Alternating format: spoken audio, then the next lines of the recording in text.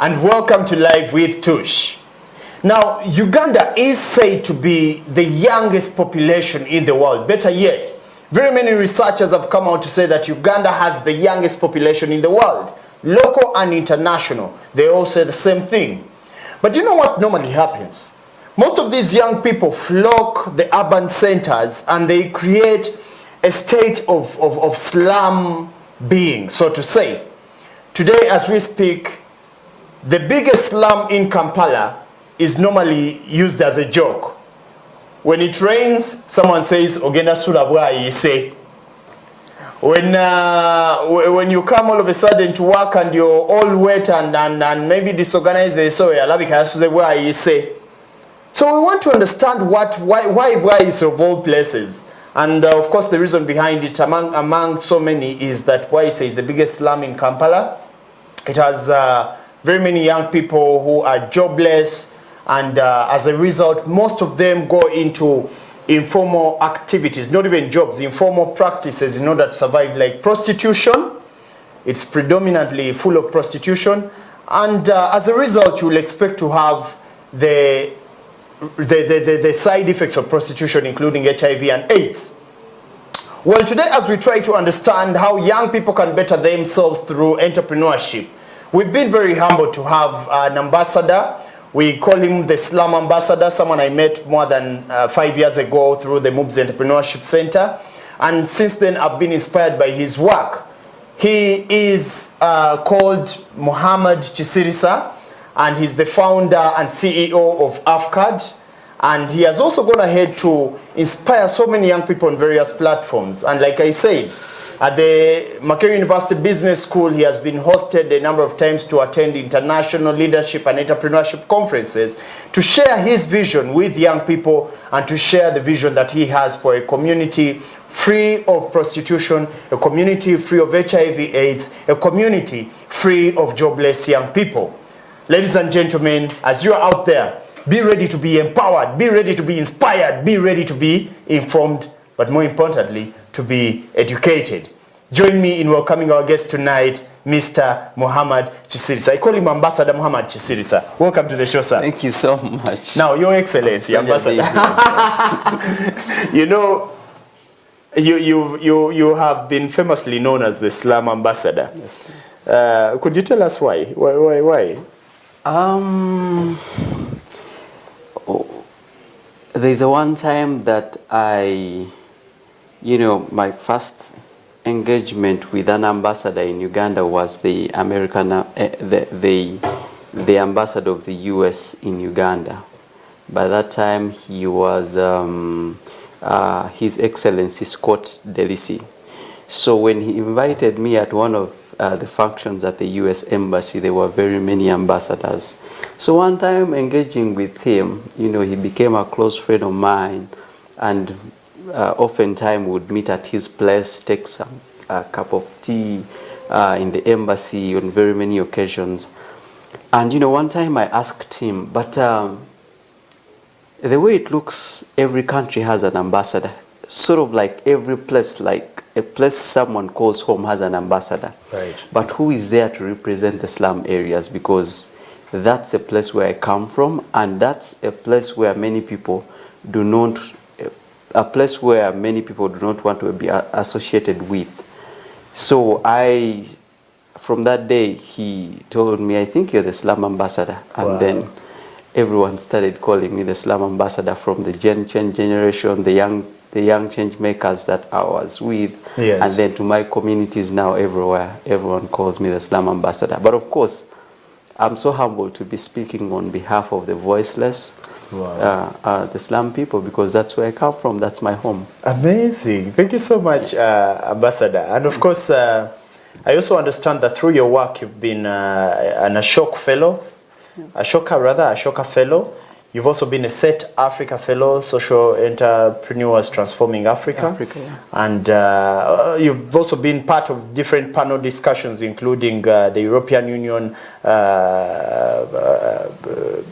discussion on African youth-related issues. Growth, development and business. Yes, Yes, exactly that. Yeah. But most of this comes through your work with the NGO that you founded in 2009, the AFFCAD. Could you tell us, first of all, what is AFFCAD and what exactly does it do? You forgot to mention that I'm the first African and young leader to win the Muhammad Ali Humanitarian Award. Wow. I was also a 2016 Commonwealth Youth Award finalist for excellence in development work. And you recently won the Young Achievers Award. Achievers Award, yes. Amazing. Yes. You're doing great things. I'm quite humbled to be with you here. Thank you. Thank you. So tell us about AFFCAD, Papa.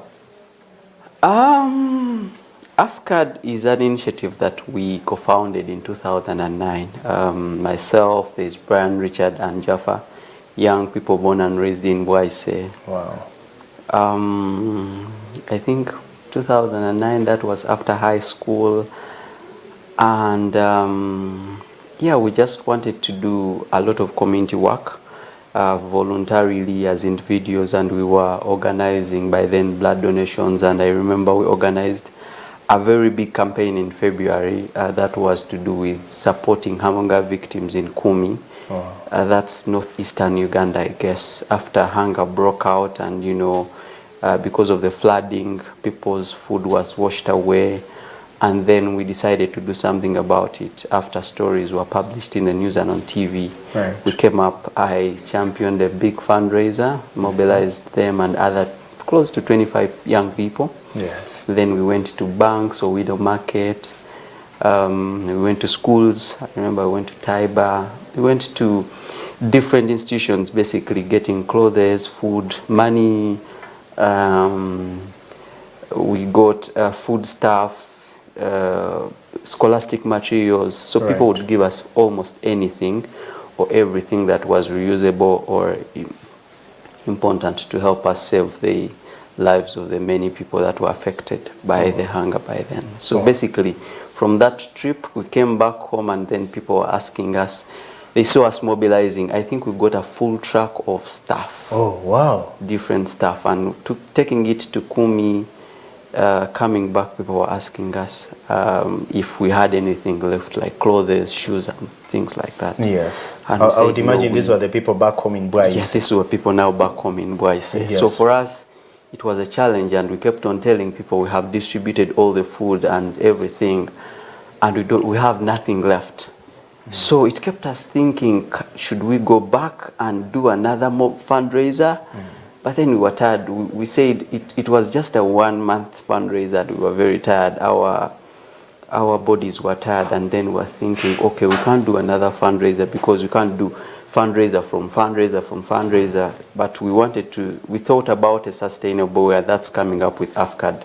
Right. So because we thought that through AFFCAD, we can change lives, but also even without our existence in the future, when we are not around, AFFCAD can still be there and still changing people's lives. So, so we thought that's the best way we could do it, and through forming AFFCAD. So we came up with AFFCAD in 2009. Amazing. That's quite an interesting turn of events, from raising for vulnerable people in Kumi to actually coming back in your community and meeting the need that was there at the moment. Now, what exactly is AFFCAD in full?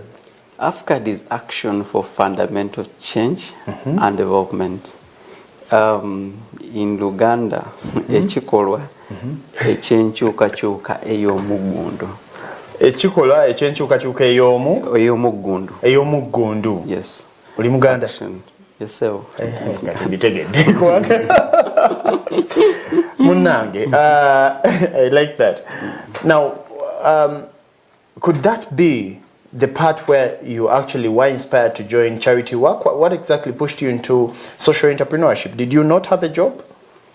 Basically, what happened is that my story then starts way back in 2000. That's, you know, as a child, I You know, I come from a Muslim family. I was born and raised in Bwaise. Wow. And, you know, at that age, after primary school, I was about 12 years. And after, in my vacation, like primary 7 vacation, I mean, so I had to go back to school in secondary. And then my dad told me he didn't have any more money to take me back to school. Oh, my. So, so my story then starts from there. He suggested that I should have stayed in the village. So I stayed in the village for like about close to 2 or 3 weeks. But then because I was born in town, I wouldn't manage the state, Right. you know, life in the village. Because it's completely different life in rural areas. Right. So I, you know, stayed there. You know, I went, tried digging, and you know, about the 3 days that I tried digging, I would kill a snake, and then going to collect water on the head, and then coming back alone. You know, collecting wouldn't have been a problem, but alone, you're scared. You're thinking any wild And this is a new environment. You're not used to, people you don't know, completely roads you're not familiar with. A different setting. So I decided to stop eating food, and then my grandmother decided to bring me back to town because honestly I wouldn't manage rural. You went on hunger strike, if I get you right. Yeah. Wow. So when I came back to town, still there was nothing for me. I kept home, washed dishes, mopped the compound, utensils, you know, take garbage, you know, like daily housework. So they happened to open up a water tap in close to my area. So I went and asked for a job. And, you know, like as a manager. So I went there, they gave me the job, and then they were paying me 30,000 Ugandan shillings per month. Okay. So I started working there as a, you know, as a tap operator. So when I started, basically my job was to fill or collect water in people's jerry cans. Okay. And collect then money, and then at the end of the day I have to add, you know, how much have I made, Wow. you know, how much is the meter, you know, do all those, the balancing, and then I would hand it over to my boss. And, you know, so it took me a while to realize that, you know, it took me a few days to realize that I would collect water and then people would not come to pick the water. Right. So what I did, I asked the people, why don't you come to pick the water? Because the tap had a very small space, and then it would get filled. So people told me that, you know what, we don't have anyone to carry the water to our house. So I was like, okay, because our kids have gone to school, I am alone in the house and I'm preparing food. I'm at the shop. Right. So I asked if I could take the water to people's homes, and people said yes. So it started with one family, and then over I would distribute to many families. Okay. So then when I reached the families, I realized that there were a lot of disorganization. Wow. You know, the houses are not organized, they are not mopped. You know, the plates are everywhere. Right. So they were just a mess. You know, I grew up from a family where everything was just, you know, after eating, you take the plate, you wash, you clean, you sweep the compound twice in the morning and afternoon, and then the one supposed to take the garbage takes it, that kind of setting. So I would see, you know, where there is a problem already. So I was able to identify this and asked people in these families if I could help organize. That's like you mop the house, and then you prepare it, and then you take the utensils maybe outside or in the kitchen, and then you wash them, and then so sort of something like that. And you know, they would pay me. Wow. So I started that from so it started from the water, then cleaning people's homes, and then at the end of the day I ended up starting to carry garbage, because when you clean utensils for a week, right, there is leftovers there. There is, you know, there are things, people buy a lot of stuff and there are polythene bags. Yes. At the end of the day, that's all garbage. So, but then at the end of the day, you realize that this garbage is just outside, you know, the veranda. So I would ask, why isn't, the garbage, the heaps of garbage, what's up with it? And then they would tell me, no, we don't have anyone to take it. I said, okay, can I carry this garbage and you pay me more money? So everything for me was money, was an opportunity to make money. So I started carrying garbage from people's homes.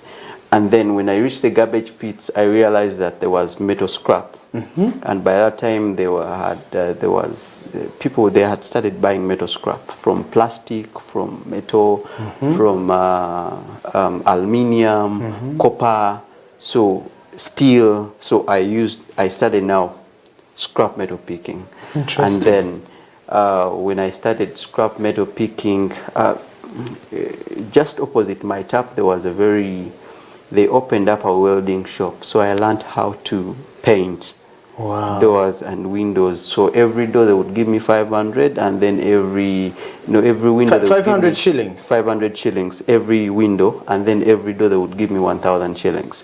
So in all those things that I used to do, they made me make money to go to school. Wow. So when I went about how old are you at that moment when that's happening? About 12, 13 years. Wow. So when I went back to school in 2001, that's senior one, I then had to drop the tap business. So I still did, I was doing the rest of the things to make money. Cleaning houses, collecting scrap, painting doors and windows for fabrication. Wow. Buying food in the market. So I happened to work at, from the welding shop, they opened up a Coca-Cola depot. It was a soda depot. So I would do the sorting. Okay. So sorting is, so for you guys, take Sprite, let me say Sprite. Okay. Others take Fanta. Or when they bring a crate of soda, there is different types of sodas. Right. And so when you bring back those crates, we'll have to arrange them. When they are going to the company, it has to be Fanta or Coke or Stony. Okay, not mixed up. Not mixed up. Okay. With different flavors. So I will then do the sorting. So I used to do that, and every time they would give me like one bottle of soda. Whenever whenever the truck came to pick the crates, they would give me one bottle of soda. As your payment? As my payment. So I would keep those sodas to a crate, and then I sell. I set it Okay, that's amazing. About how long would it take to accumulate a whole crate? A crate has 24 sodas, right? Exactly, yeah. Now they used to give me this big one. If they gave me the small ones, they used to be 2. Yes. So there was this soda called Ofono. Yes, I remember it. The big metallic, the big glass bottle with a small plastic cap. Exactly. So they used to give me 1. If they gave me small ones, they would give me 2. So I would keep those and make a crate, and then I sell. So, and then, sending you to the market, go buy this, that, go buy me matchboxes, go buy me this. So I would make money on everything that came across my. So, and when I went to school, I think in 2004, my vacation to 2005, after senior 4, that's when I started up my first foundation. Okay. So I used part of my savings to buy books, pens, pencils, scholastic materials, basically for 15 children in my community. And I remember then that's when I started designing a form. I didn't learn a computer. There's a funny way I learned a computer. Okay. But you want to share? I ended up. So there was because the school I went to, there was no computer. Do you want to tell us the name of the school? Homeland Integrated Senior Secondary School. That was my school. My primary school was Linet Primary School. So I go to Homeland Integrated School. They didn't have computers. Even when I went to Bilali Islamic Secondary School, they had computers by then. By that time, I had learned it way. So I knew the computer more than the students when I went there. So I didn't go to actually computer classes because they were doing introduction to computer. And I had learned that. So the funny story on how I learned a computer, basically at our home, there was a neighbor. And he used to be called Tata Muzei. And Tata Muzei used to stay in South Africa. So I came to, one time when I was going to buy a matchbox from home, I saw in a curtain and something looked like a computer. So I came to learn that these people had a computer, and just touching a computer was my dream. Oh, wow. Just touching a computer was my dream. So I used my same me, coming, you know, being Cleaning friendly, and then asking to help with fetching water, and then helping out with the kids in the compound, buying food in the market. At the end of the day, I was in the house. Wow. And these kids, surprisingly, they knew how to operate a computer. Wow. They knew everything at a very young age. Wow. And you know, I became friends with them as, honestly, I was very old. They were like primary kids. I can imagine, you know, and you're in your senior vacation. And they were like in primary 5 or 6. Wow. So they were very little, and they used to play games. So I first learned how to play computer games, and then later I told them that I was here basically to learn how to operate a computer and use it for more important things than just games. So that's when they started telling me, okay, it has Microsoft Word, and then it has this, and then they taught me Microsoft Word. And now, because that it was a family home, and they slept at around 10, and I still wanted time on a computer. Right. I started feeling a little bit, I didn't want to stay longer to inconvenience them because they had to sleep at that time. So I found myself having to find time somewhere else. So they opened up a fast cafe in Bwaise. Okay. And that's where I went. I did the same thing. I asked. So I first used my 500 to buy time. Okay. I didn't know so much about computer, mostly internet, because those computers then didn't have internet. So when I paid my 500, it used to run out very fast. It ran out very fast. Right. So I then said, you know what? I think I need to do something else. I asked them if I could mop the internet cafe and organize it and dust it up and things like that. I said, yeah. And then they gave me time. Kumbe, you needed time to use the computer. I needed time to use the computer. So I started being on the internet. That's when I started, you know, designing my forms, sponsor a child. That's how I started contacting the Clinton Foundation, the Chai.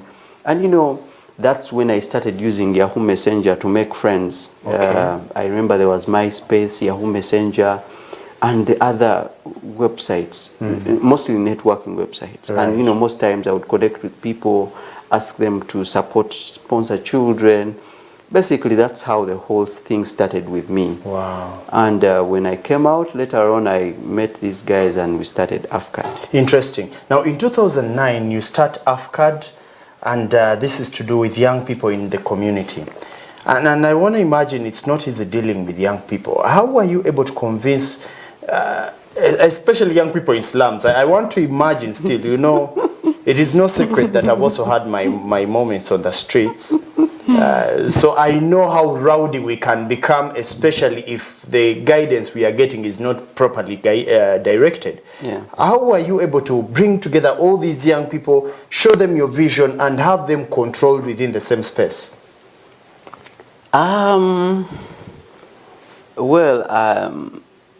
When we started in 2009, it took us some time. I think our first youth programming came in 2013, and that's when we received funding from the U.S. government, the U.S. Department of State. But we had done a couple of community development projects, more of building wells. In 2011, that's when we established our nursery and primary school. By then it was Excel Education Center. Currently it's called the AFFCAD School. Right.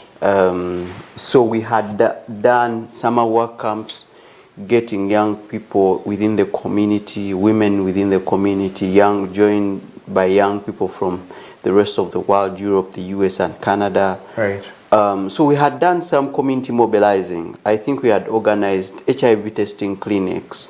We had done blood donation campaigns, and we had big numbers, and we were working with big partners even by then. I think in 2009, AFFCAD was part of the organization one of the partners that helped organize the National HIV Pediatric Conference. Wow. Even we were new in the space, but we managed. We were representing young people, but also helping to mobilize and also organize this national big conference.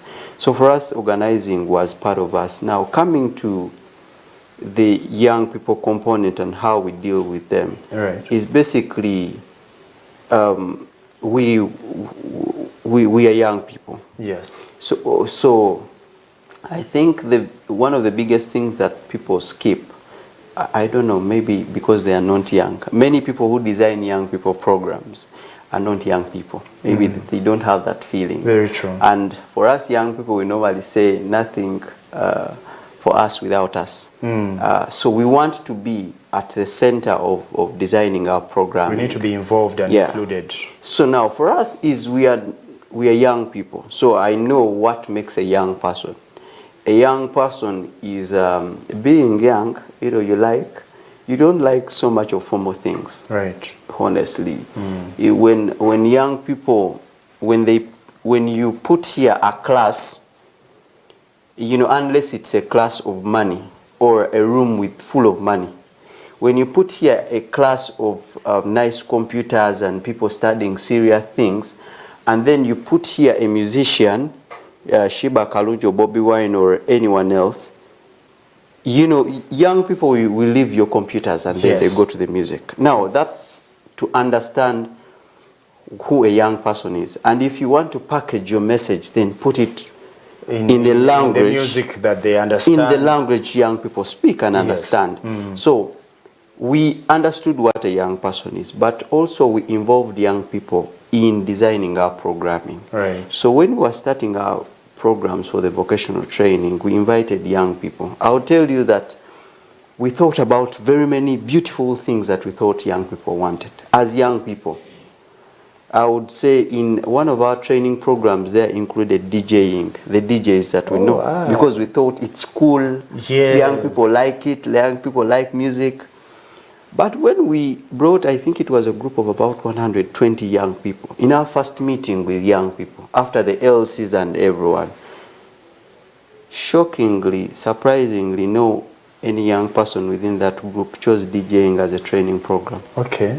So that means that we had dreamt, not in a bad way, but that's not what the young people wanted. Yes. So we had to, how you do an assessment, we had to scrap the DJing off.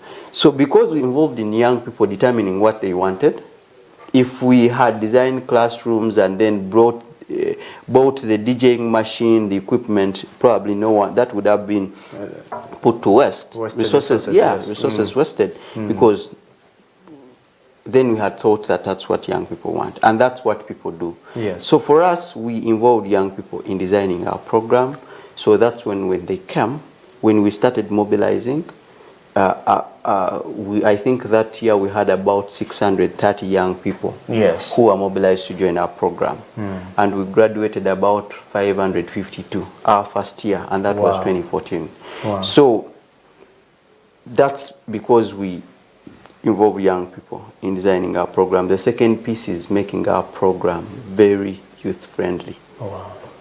Putting sports part of our programming, putting motivational speakers part of our programming, music part of our programming, music, dance and drama, board games, computer games. We had a DSTV back then. I think we are just going to put it again because young people want to watch Premier League. Young people want to watch Cristiano Ronaldo in Serie A. So that's young people. Movies. Right. So if you make a program that has those, then young people will be involved and able to come and join happily. Exactly. Very interesting. Now, we're going to take a very short break, but when we come back, I'll need you to give me a glimpse into the kind of challenges you had to go through in order to make AFFCAD what it is today. So, dear viewer, once again, I'm appreciative for you tuning into Smart 24 TV and particularly tuning into Live with Tush. Remember, our guest tonight is famously known as the Slum Ambassador, and he is here to tell us how he managed to set up a social, or rather an NGO or a social enterprise in a community that has almost been abandoned, especially being that it is the biggest slum in Kampala. So let's take a very short break. When we get back, we'll still be sharing on social entrepreneurship in slums.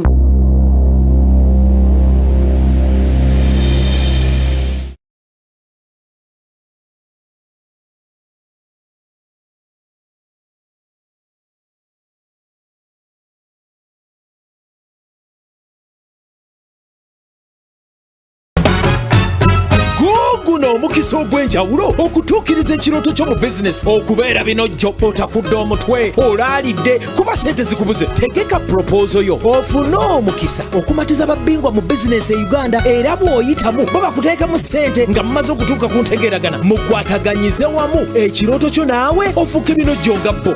Yanguwako weewandiise ku Smart 24 TV eri ku Trusted Arcade mu kikuubo omwaliro ogwokubiri ojja kufuna omukisa ogasimbagana ne bamusiga nsimbi bano okubaliiramu lwaki weetaaga okusigamu ensimbi. Olina bizinesi proposal emezeeko ne nabbubi kwegamba nga wakita zuukuka. Guno omulembe gukyusiza enzingulula baaba era bw'olemerera ng'ogenda ku wangatto. Puroguraamu eno ewagiddwa Smart 24 TV, Smart Radio Jinja era nga wonna osobola okwewandiisizaayo.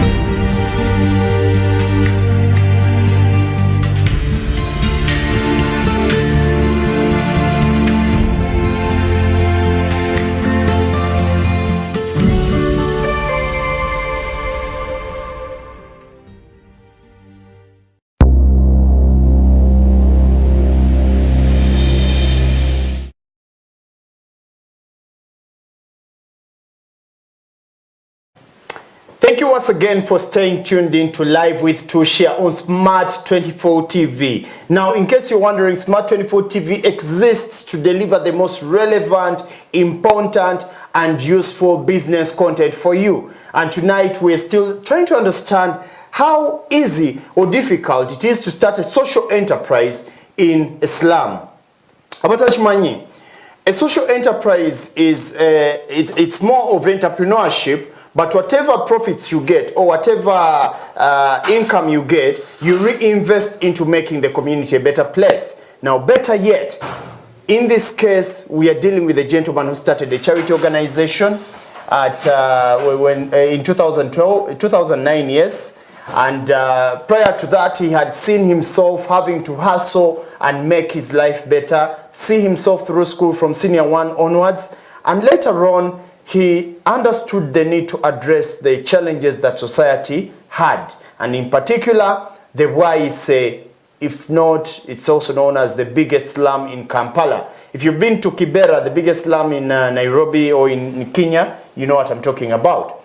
So once again, our guest, Kisirisa, Ambassador Muhammad Kisirisa, the Slum Ambassador, is here with us. Once again, welcome to the show. Thank you. Now, before we went in for a break, you had been kind enough to share with us your life story and how you developed this hard-working nature and charitable heart.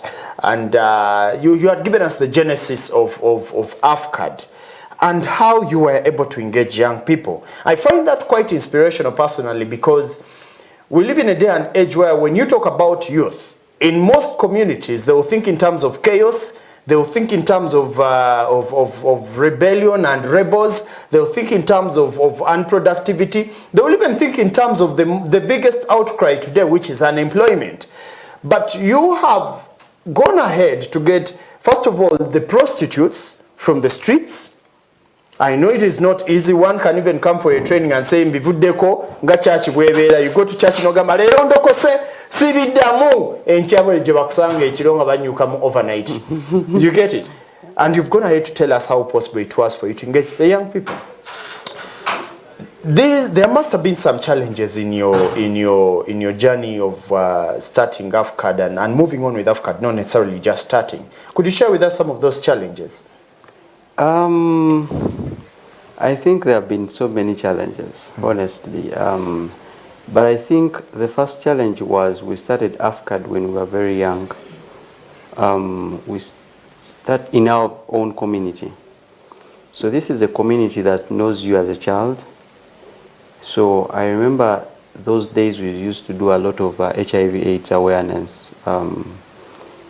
And so there were hard times explaining people how you get affected to HIV/AIDS and the impacts. I mean, these are old people. They are way older than you, but they have seen you grow up. Yes. So you are a child in their face. So how do you start explaining to them this whole development, social development, HIV, health issues? Oh my. I mean, so for us, it was a very a big challenge for people to believe in us. I remember when we walked, we had our office, a very small office, which was my mom's shop. Yes. And walking to her and convincing her that we, first of all, have an idea to establish an organization. But then going ahead to explain to her what kind of transformation that we wanted to make in Bwaise, she said, you're joking. You're joking. I mean, she was asking me, but will you manage these things? You're not a member of parliament. You've not been a minister. You know, we are not rich that will give you money to invest in your foundation. So she was asking all these questions. But then at the end of the day, we were able to say, you know what, we want schools, we want this, we want better lives. And so, like parents be, she was able to give us space. Right. Where we put our first office. But it went on in the communities where you went to register, where you went to talk to people, even in our programming. So that was a very big challenge because, young people, the perception that the community has towards young people, unserious people, disorganized people, chaotic people, undisciplined, and all things, people who lack a vision. There are a lot of things that they see. I'm sorry if I may cut you short. It's not even just about being young people. I know a part in the Bible where someone said a prophet is never welcome in his own home. So ideally in Bwaise, you might have been like prophets who people have seen grow up in a family of a carpenter's son, and all of a sudden you're telling people to repent and get born again. Exactly. So that was what you were doing, I imagine. Exactly. Exactly. So it took us some time to build trust in the communities, to make people believe in us, but also we stood by what we said. Yes. The things that we did, the projects that we did. So we came to do one by one from the office. Then we started paying school fees for 20 children. Then in 2011 we started up a school. Then later on we started the vocational institute, the Bwaise Business and Vocational Institute. Yes. But then we were also doing other community projects like building wells. I remember we have always done the Christmas party. Oh. And I remember the very first we took 119 children to Wonder World. Wow. But even as the bus was moving, there was a child that walked towards the bus and towards the entrance. And this child did have a shirt on. So we said, come and we go. We took every child that came to the bus. So, and then we did that before we took the Wonder World to Bwaise. Now the Christmas party happens in Bwaise. Yes. We never take children out of the slums. Yes. But that was a big thing. But we kept on building trust in the communities, of course, creating impact. The other thing was capacity. Yes. We started AFFCAD because it was fun for us. We are passionate about it. But little did we know about social development, about organization development, structure, systems. We came to learn about those things in 2016, surprisingly. And they were telling us strategic plans, annual budgets, audited books of accounts, structures, board of directors. They were like, what are these things? So, can imagine. So we didn't know how the whole system runs, basically. Yes. So that was a challenge for us. But along the way, we have been trying to learn, hiring people. We currently have a staff of 50 people. AFFCAD 50 employees. on salary, paid salary. Yes. Amazing. Yes, full-time employees, 50. Wow. Yeah. And then we have in volunteers, and we also have a chapter in the UK. Oh, wow. So basically, we have been trying to hire people, probably, I would say like the programs person. Before I used to write the reports, I write the concept notes, I do the organizing of the programming. Look for partners. I do the social media on Facebook. Actually, I used to fundraise on Facebook. I used to fundraise most of the activities that we did on Facebook. Right. So then I would connect with people then, because it was my original concept, still doing the MySpace, the Yahoo Messenger. Yes. So I use the same thing with Facebook, raising money from friends in different countries for causes. Right. So after some time, then we started building capacity as an organization. It was a very big challenge for us, hiring people do different things. Now we have a communications officer, programs officer, a senior accountant. Amazing. So we have systems in place. We have policies, finance policy, a procurement policy, a human resource policy. Wow. That then those guide our operations. Wow. So that was another big challenge. The other was we had the other was, of course, funding is always there. Funding will always be there even if you grow.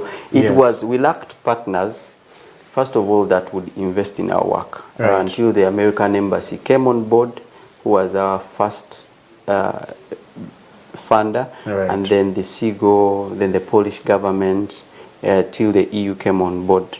But then the challenge we had is that we had funders like the Polish and the Americans who would fund you for 1 year, which wasn't sustainable. Right. But we were able to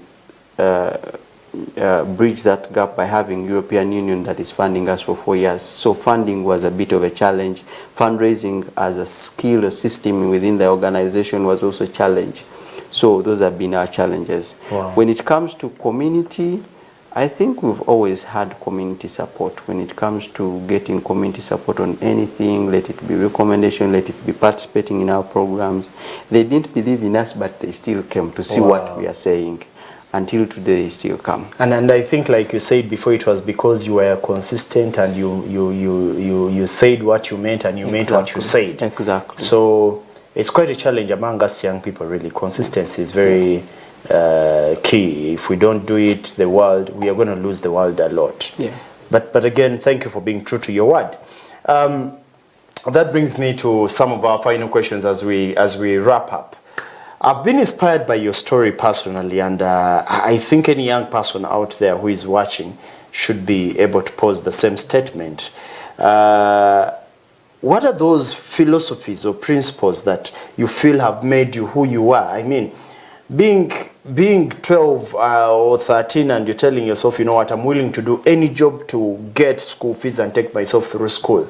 Being indiscriminate of the jobs that you're doing. 1 minute you're the one opening the tap for people to fetch water. The other minute you're carrying the water yourself. The other minute you're going into their bedrooms and bathrooms and toilets to clean them and kitchens and plates.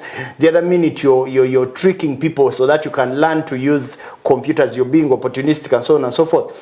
What is What are those philosophies, personal philosophies, that have made you who you are today? I think I came to realize myself that I'm a thinker. I think so much. Before I would do anything, I would think once, twice, thrice before, and I'm always writing. Oh, wow. So every time, I'm even watching a movie, except when I'm playing football. Okay. But or maybe when I'm out. But if I'm sitting, I'm at office, I'm going somewhere, at least I will still write in my phone. I'm always writing. I'm always thinking about ideas. I'm watching a movie, I'm writing ideas. And whatever you think about, you write. Exactly. So I'm a thinker, so I think about very many things. I think about crazy things. Wow. Yeah. Wow. Currently, I'm thinking about being a millionaire. Ah, that's amazing. It's a 10 years goal, but Oh. I'm thinking, yeah. Amazing. Yeah. Can I challenge you to give me a vision, the vision you have for the ideal youth? What is the young person supposed to be like on the African continent? You can trickle it down to Uganda, but as a Pan-Africanist, I'm also I'm also passionate about seeing that we as young people can one, do our own narrative of the African continent and own our own narrative. And I feel it comes right not only from the top but from family level. Could you give me a glimpse into your mind of what a good African continent with productive youth is supposed to be like? I think when it comes to Africa, one, Africa is the richest continent. I agree with you. Right? Africa, when you come to Africa, this is where you find fertile soils. This is where you find good climate. So I think the other way around, it means that Africa should be the best continent to ever live. The most developed continent, because then you have what it takes. You have the resources, you have the gold, you have oil, you have wealth. But then you have also energetic people. So I think painting that story is one thing, but also what coming to what the real story is also another thing. When you come to countries, okay, I come from a community. Bwaise, I'll give you my example. I come from a community that has no any government primary school, but also there is no any government secondary school. So, however smart, however energetic I may try to be, I will have limitations. If I haven't gotten an education, there are many young people that can't read and write in Bwaise. Right. Remember that Uganda's, I think about 75% are young people. 78 in particular. Oh, yes, 76 actually, yes. Below the ages of 25, 30 years. Right. Now, if you have that kind of generation that is very energetic without an education, what do you expect? Unemployment, of course. So, do we have the skills, the knowledge to utilize the resources that we have? Of course, the answer is no. So,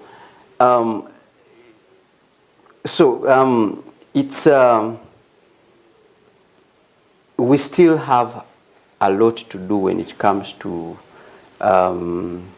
the state in which, I won't talk about politics, yes, but there's still a lot to do when it comes to the state in which our countries think, in utilization of resources, in how they plan.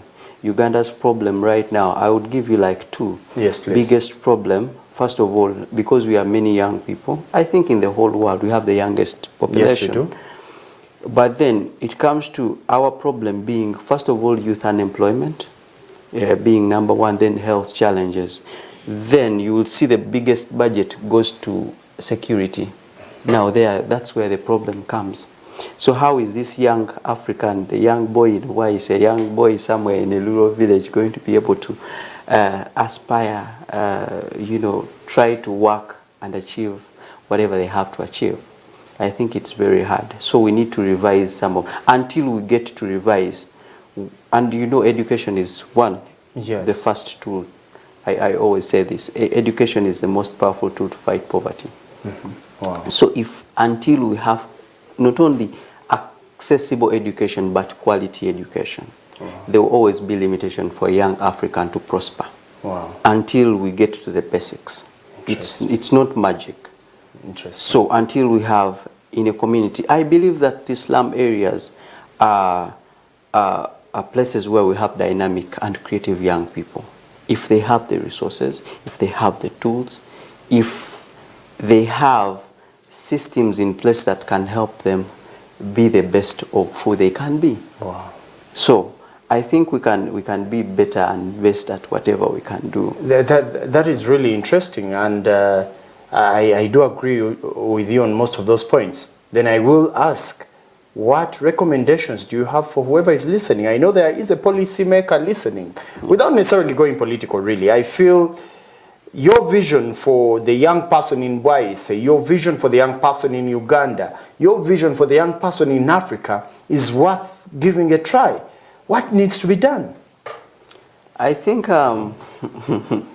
when you say politics, I normally listen to politics these days, and they say politics is the way of life.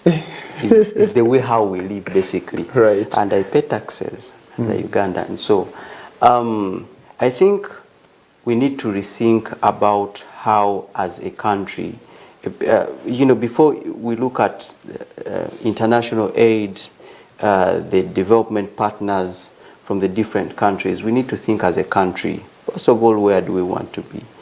As coming from a country where we have the largest population as young people, and this can be a force of change, or it can be a force of, it can either be a source of change in a good way, or a force of change in a bad way.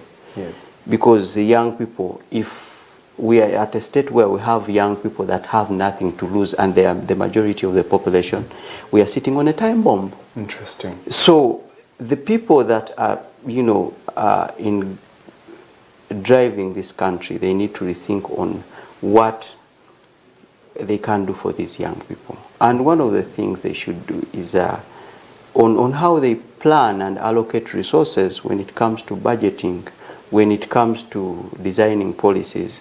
From AFFCAD's Business and Vocational Institutes, by this year we'll have closely to 3,000 young people that we've trained since 2014. Wow. That have been trained to do different businesses, that have been trained and have graduated.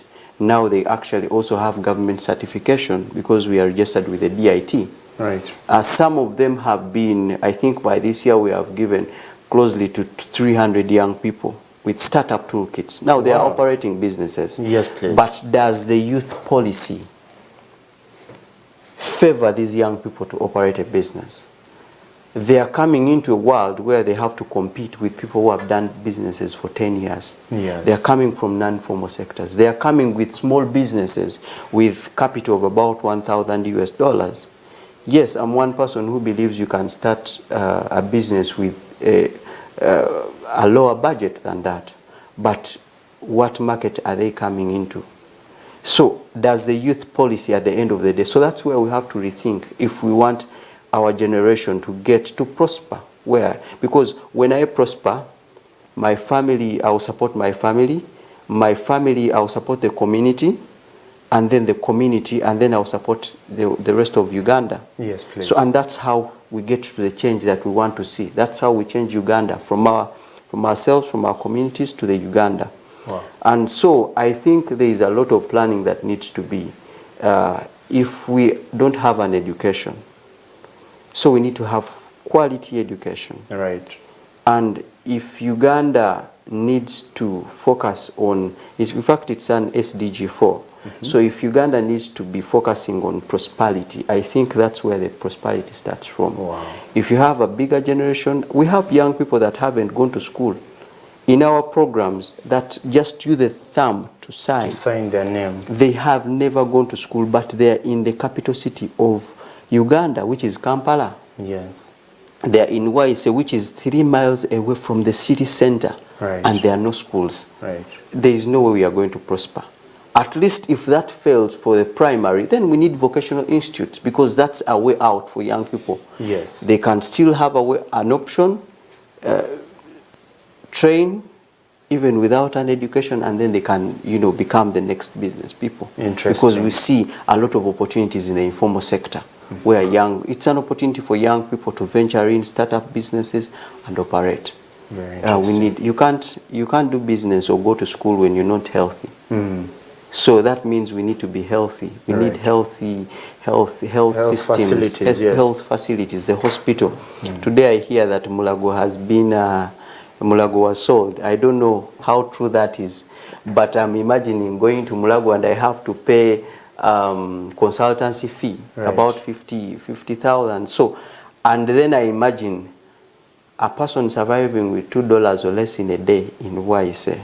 So that means if we can't be healthy, we can't do business, we can't study in the schools, and we can't then be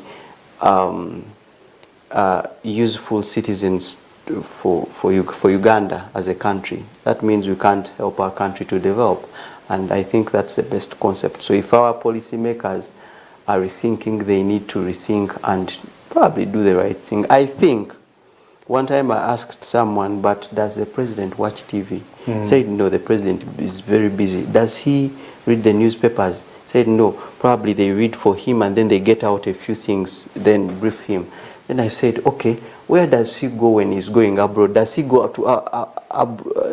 to Western countries and he sees the airports, the universities and everything, the infrastructure, and what you are doing here? You go to nearby Rwanda, you see their airport, you look at ours. I mean, that's very simple to see what to compare. Interesting. So I think we need to do the right things because we know what the right things are. Wow, a very interesting thought pattern there. Now, as we close up, once again, we really appreciate the kind of work you're doing in Bwaise. And very many would say that the young people have a lot to learn from this. And perhaps the challenge could be upon the young people. Don't you think so? Yes. There are very many people who have put the mindsets of the youth in question. That many times such opportunities come and the youth seem to be interested in alternative sort of things that are not necessarily developmental to them. Now, as a global ambassador, rather as a global youth ambassador, and in particular as a very strong action player in the slums of Kampala, I understand you've also gone ahead to reach out to Chisenyi. You've gone ahead to reach out to Kawempe together with the Rehema Kasula and the team.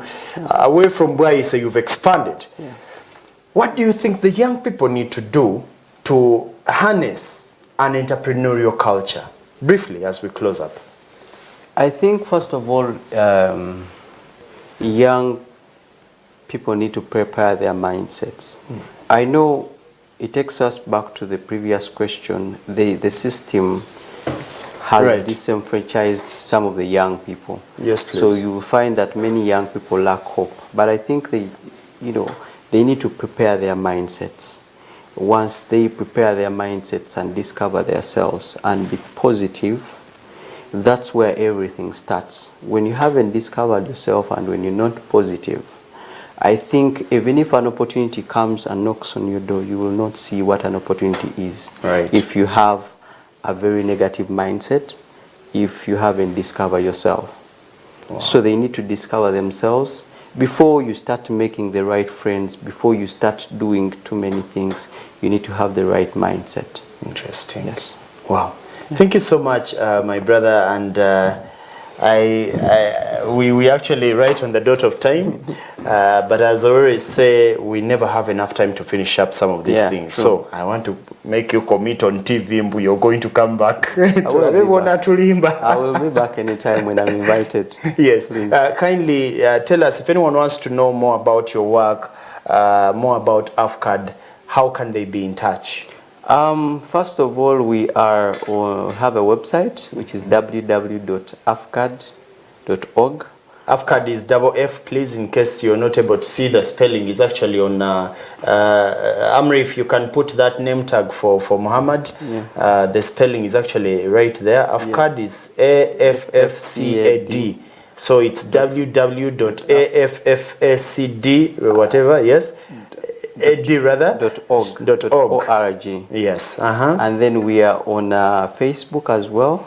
And then we are also on Twitter. We have a Twitter handle that is @AFFCAD. Okay.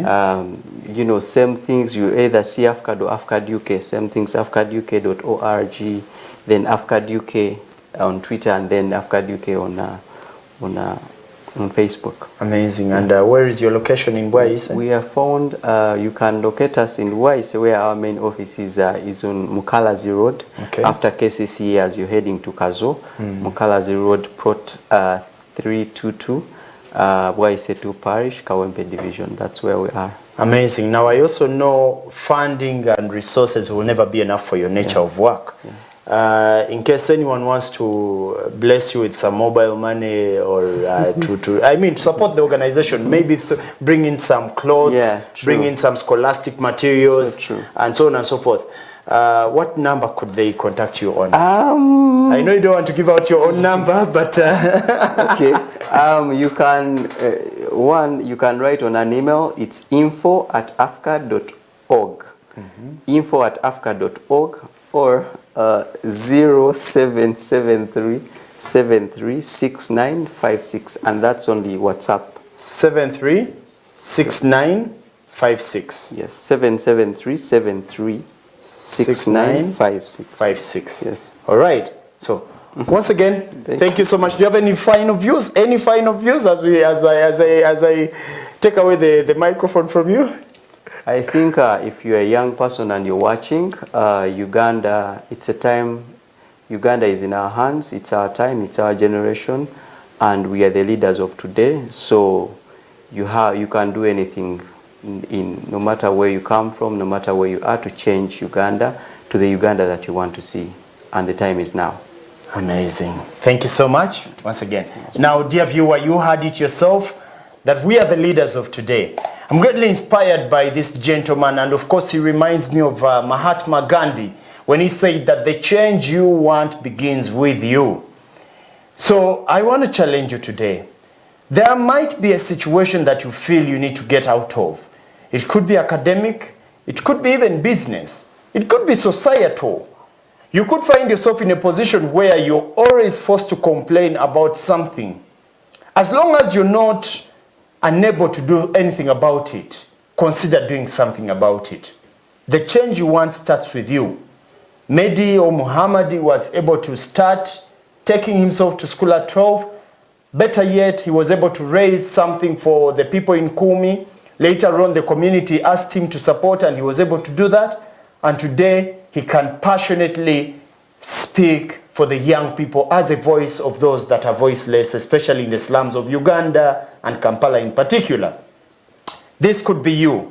The world needs you. In fact, I always love to say, you were not born until the world needed you to be born. I repeat, your existence on earth is not just there for no reason. The world needed something to be done, and that's when you were born. The world needed a patience, and that's when you were born. The world needed a James, and that's when you were born. The world needed a Daniel, and that's when you were born. So I want to challenge you. Look deep into your heart. Ask yourself, why was I born? What is that unique thing that makes me different in society? And how can I use it to make the society a better place? Remember, like Muhammad said, you are the leaders of today.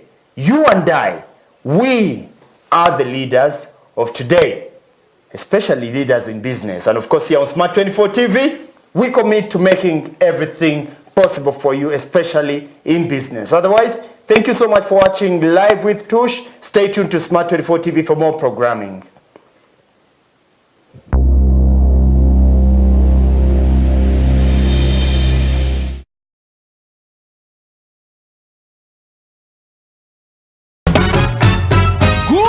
omukisa ogw'enjawulo okutuukiriza ekirooto kyo mu bizinesi okubeera binojjo otakudde omutwe olaalidde kuba sente zikubuze. Tegeka proposal yo ofune omukisa okumatiza babbingwa mu bizinesi e Uganda era bw'oyitamu babakuteekamu sente nga mumaze okutuuka ku ntegeeragana mukwataganyize wamu ekirooto kyo naawe ofuuke binojjo nga bo. Yanguwako weewandiise ku Smart 24 TV eri ku Trusted Arcade mu kikuubo omwaliro ogwokubiri ojja kufuna omukisa ogasimbagana ne bamusiga nsimbi bano okubaliiramu lwaki weetaaga okusigamu ensimbi. Olina bizinesi proposal emezeeko ne nabbubi kwegamba nga wakita. Zuukuka guno omulembe gukyusiza enzingulula baaba era bw'olemerera ng'ogenda kuwangatto. Puroguraamu eno ewagiddwa Smart 24 TV, Smart Radio Jinja era nga wonna osobola okwewandiisizaayo.